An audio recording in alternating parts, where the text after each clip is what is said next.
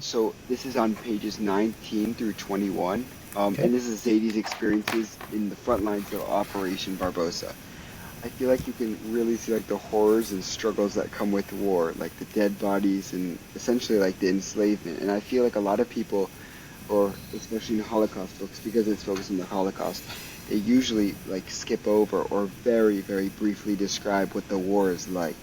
And I thought it's actually like really cool and interesting how the Holocaust book focused a lot on war, and I know that that's how Zaidy's life was. I just like thought it was really cool that you were very, very descriptive about the war.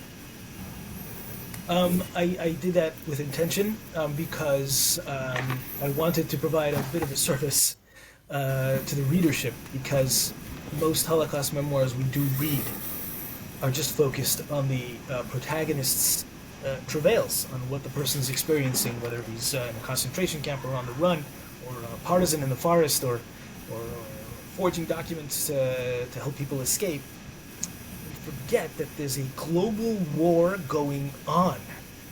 And the only time you actually see war are in Steven Spielberg movies or HBO movies or things like that. You don't really ever get a combination of the two. A Band of Brothers, I remember, if you've seen this miniseries, combined this towards the end, when the troops came upon a concentration camp.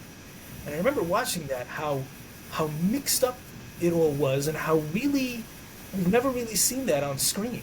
You had people in concentration camps, and you had a global war, and it seems like in our culture the two things are completely separate. But they're not.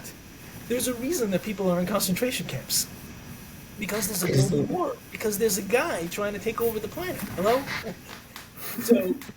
So I took a moments to illustrate what was going on and why people were where they were in survival stories.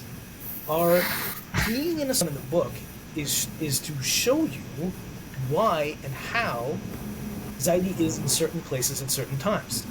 Because somebody made a deal with somebody else, because somebody invaded somebody else. That's how he is here now. And I'll give credit to my publisher, Amsterdam Publishers. Many of the books that are written with a focus revealing this kind of stuff. That besides for the survival story of the person who we're discussing, there are reasons for why that person is in the spot that they are. So I expanded on that a lot. So, and the ugliness of war is front and center. And I don't think I was too gruesome, but I was descriptive, and I think it was important to reveal that as well. And that was what.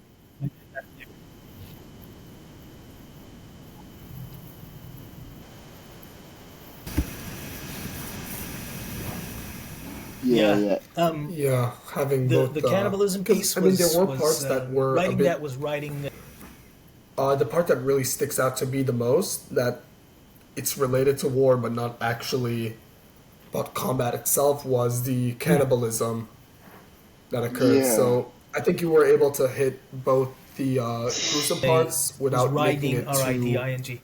focused on Knifage. only the blood and bloodshed and I whatnot. really could not be Because- any more descriptive or graphic than I was, but it was necessary to describe the circumstances that brought that about. And won't reveal what happened, but my grandfather was faced with the specter of possibly partaking. So he managed to navigate. Yeah, and then for the third one that we have, and this one is page 24. So this was more for me, I guess. Though I'm sure Steven can definitely relate. Yeah, So yeah. when his family received the false message that Zaidy was dead, he has arrived, euphemism for death. I just couldn't help but feel some sadness over it. I know it was a small part of that chapter, but in the context of the Holocaust, it left me wondering and reading just to see if they would eventually It reunite. was when I was interviewing Zaidy it didn't really hit me that what happened is what exactly happened. It was only after I dusted off my notes and the video where I had to internalize. Wait a second. They thought that he was officially dead, and they mourned his death before he was even gone. That's just it's difficult to get your head around. It really, really is. It's almost like it's troubling to just contemplate what kind of a reality that is. And again, I try to describe the scene, his mother's reaction to his apparent death, and no spoilers here, but she goes to her death in Auschwitz, having mourned her dead child a long, long time ago, and probably thinking about him all the way to the end, and just that in itself just is a layer of tragedy that's that, you know what, it had me down when I put the pen to paper or finger to typewriter to write this out. It was very deeply emotional for me. This part specifically, it really, I cannot imagine the circumstance. It feels like fiction, but it wasn't. Unsettling, yeah.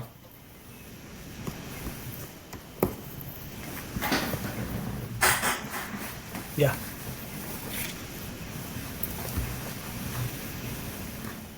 Yeah, it was just really, and the fact that they weren't able to reunite after, I feel like was the saddest part, because then there was no closure on that, other than a couple of the survivors.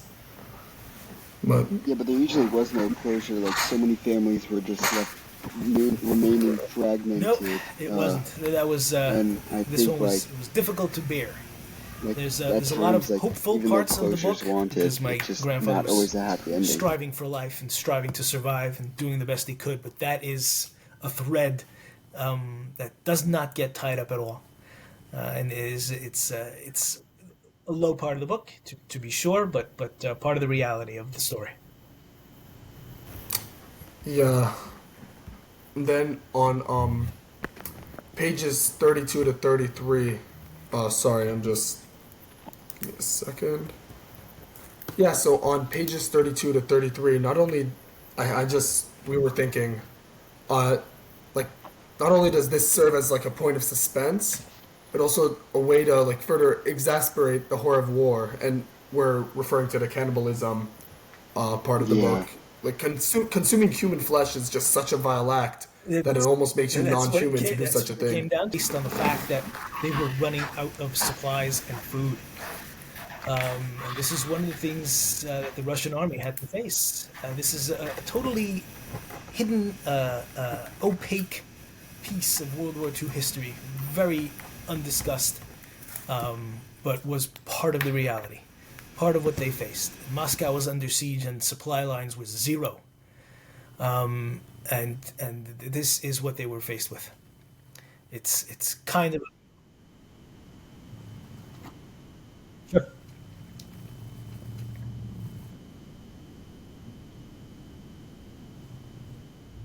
Yeah, I think like a lot of people. Yeah, sorry. What? Yeah, like I think like a lot of people. I think because there's a lack of Soviet or Russian work that's out there based on World War II that we don't see it as much. But what Russia went through, especially after the operation of Operation Barbarossa, after the War of Operation Barbarossa, they had the most deaths out of ever any country in World War II, and that's what led to them thinking that they needed more during the Yalta Plan and so forth. I mean, yeah, cannibalism had taken place. Yeah, They you're had such a deprived soldier force, civilian force, just life force. correct. People, We just as a people, culture are mostly Yeah. focused, as we people. discussed before And I think that's in just our something that we don't pre-session. necessarily take into account because there's We're very nothing focused on for what us to happened take into mostly in the account because camps there's as just a far as lack our of work. literature and what we memorialize. But I happen to know the number. Soviet Union lost 25 million personnel, and there were 45 million deaths in World War II. 25 million. And at Operation Barbarossa, they actually lost 1.5 million soldiers. They bled like nobody's ever bled before. and people don't even realize these numbers. And when you say them in front of a pulpit, you get like shocked stares, like what? Like Wow. yeah, that's what happened. Hello, you weren't taught. That's why you don't know. But 25, yeah,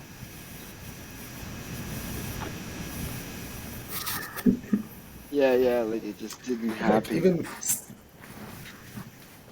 Stalin even had yeah, absolutely, Stalin even Yeah. said, it's a very absolutely. famous quote. He said that World War II was won on American steel, British intelligence, and Russian blood. Just really goes to show. Yeah. Yeah. I mean, people just like totally neglect the fact that that'll happen and what Russia went through during the war. And it's also something that not only to take into account for historical purposes and how like vile and discussing this is, but it kind of shows you the rise of Soviet, the I Soviet have Union read and like why they 25 were so million aggressive lives in their who expansion afterward lose because they their felt offspring as as well. if what they had deserved mirrored the amount of That losses that they lost, the Russia's amount of economy lives that they've is lost. not the greatest in the world, in huge part because once you lose 20, these children, the children of the 25 million missing, didn't even have grandchildren. So you've got like hundreds of millions of potentially born people Your labor not force is born. absolutely depleted. They Yeah.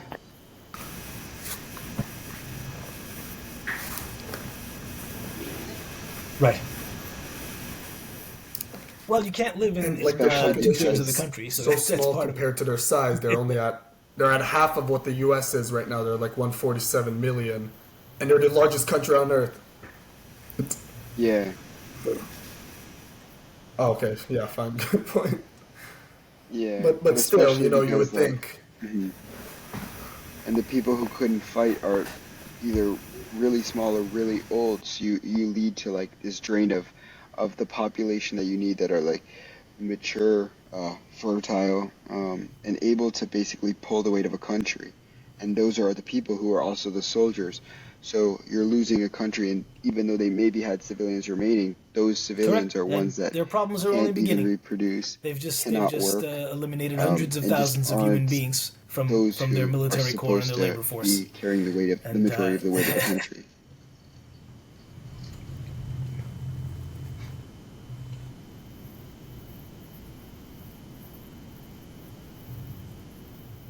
Yeah, yeah, yeah. Yeah. And with the next one, Stephen, maybe you'd like to explain. Yeah, so we, like on page 60, you'll see we really enjoyed the quotes that you included in the beginning of the chapter with Albert Camus and Seneca. And like the atmosphere it just creates has like a lot of hope in a desolate place. And when you focus on like war, cannibalism, thank you. So it's basically I call it my feedback to look for something that fits might be pandering a little bit. Yeah, But in front of this chapter with this certain quotes because there's something powerful about Nick's Rising chapter. Because Zaidy goes from being a slave to basically being born, and he rises to and he opposite a soldier. physiological journey that most people did in World War II. He got stronger and fitter and more mentally acute. kind of like a hero archetype. I have some pictures of him right after World War II. He is a solid, handsome, wiry, built human being. He was forged under Thor's hammer. I mean, he was just pulverized into fitness, and it's an amazing thing that happened because it's another piece of the story that's startling. I mean, most people come home despondent and weak and broken and bereft of sinew and flesh, but he came back just a man, just totally remade, reborn. It's a kind of another just extraordinary piece of the tale. Hmm.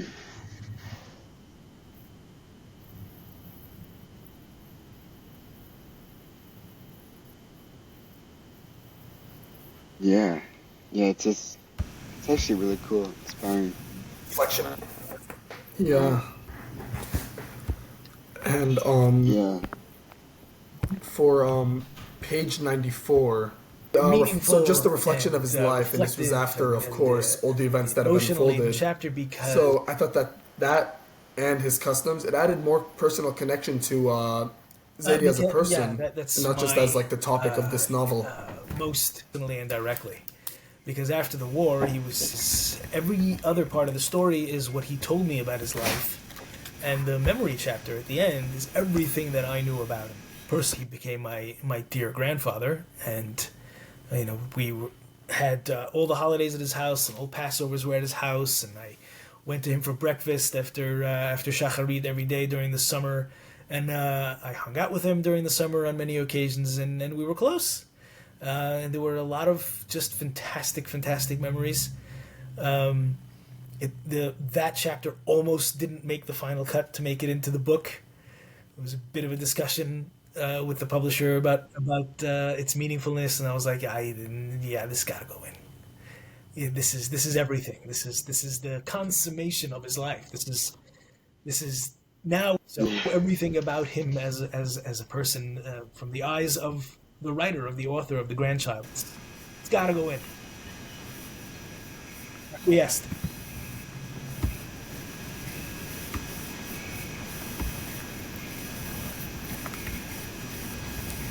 Mm. Of Yeah. course. Yeah, and then Yeah. finally, I want to combine these two.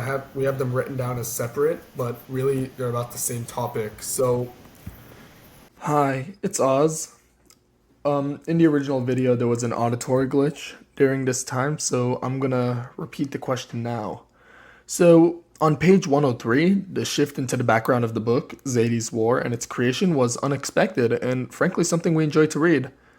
It was very unique, to say the least. And on page 106, the brief history timeline was very concise and interesting. Anyway, back to the video. I think that every piece of this book is absolutely essential to give a full picture of the life of Ben Zion Malik.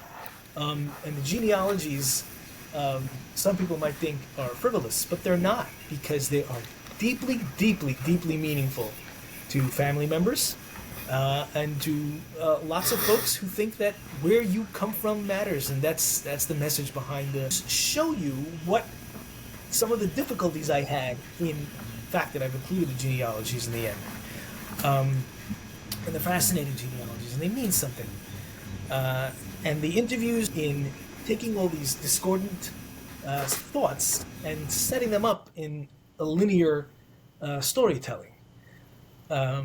And I basically, it was really hard to do. I had to keep revisiting the text to see if is everything exactly in order, is everything just right.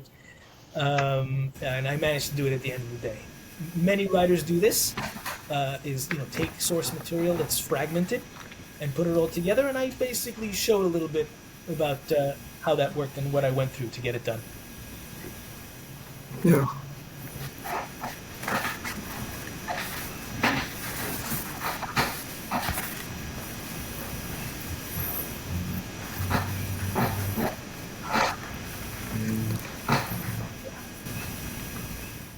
Yeah, and I think that's Yeah, really and cool, with that in honestly. mind, Like, yeah, I think that's like I've really not yet, cool. Like but I just intend to. like It's on revolutionizing my how books TBR. made. Like, I mean, like honestly, like when I read it, I was like, kind of like, what is this? And then, like, I mean, like it was fun. I was just kind of like shocked at the very abrupt shift. But like when you kind of read it, have you ever read The Handmaid's Tale?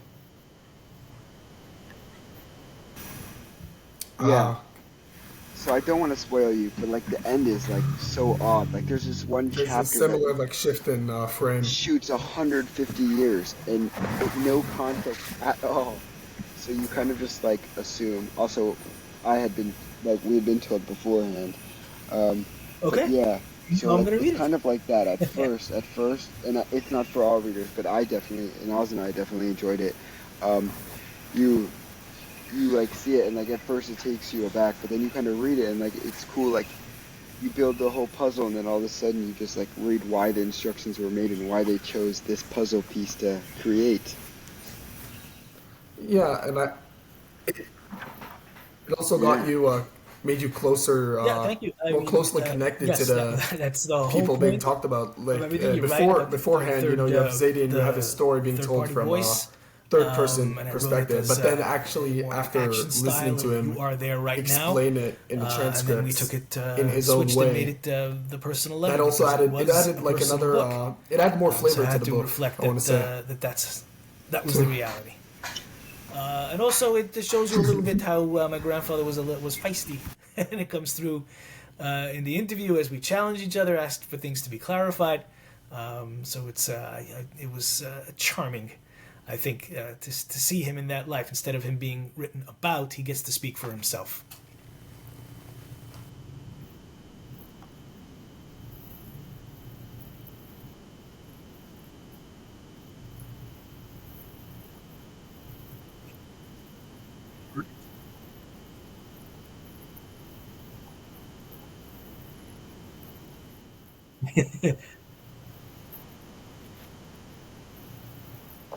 Yeah. Yeah, it's really Yeah, cool. Yeah. and Miles, you got any more questions? I think that those were our main comments. I think we managed to hit everything that we wanted to hit in this interview or in book review. Yeah. Sorry. And for Yeah, anyone so that's for listening those, right now, we highly recommend this book. It was an amazing read, lots of oh, you should have action already read and it. history. Yeah. Well, yeah, ideally you should have already read it, but in case you decided to not listen to us, we recommend it still. Yeah, we recommend it. And even if you've already read it, I mean, the next best thing is share it to anyone who you think would be interested and honestly just benefit from reading it, benefiting from that other perspective. Because like oftentimes, and I fall victim to this going to like a Jewish day school, you learn about the Holocaust every year, and you just kind of just like becomes an eyesore because you're like, all right, I already have my PhD in Holocaust education. I don't really need this anymore. But there, honestly, through all three of our book reviews that have covered the Holocaust, one was more typical, but still provided serious insight. One was a Holocaust book that centered on a reflection, not a contemporary reflection, and not a reflection on the 1940s, but after actually a reflection on the 1960s, showing like the reflection. Yeah, shout out to Rosalind Bernstein. That was a great interview. And this shows another facet of the Holocaust. So this kind of just shows like that you honestly can never really know enough about really any historical era, and there's so many perspectives. So we urge you There's never guys just one to, story. yeah, we urge you guys to push those bounds as well. And if you have any recommendations on who we should do another book review, drop that in the comments below. But if it's older than 18 video, because we need to do that for some of our videos, just feel free to email me. Mr. Bodek, do you have anything to say?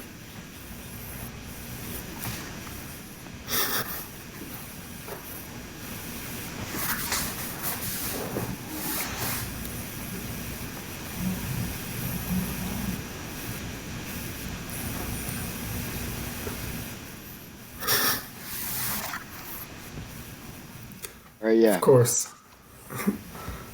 All right, thank Keep you that in guys. mind. Thank you Jewish guys. Agnostics logging out. Like, comment, subscribe.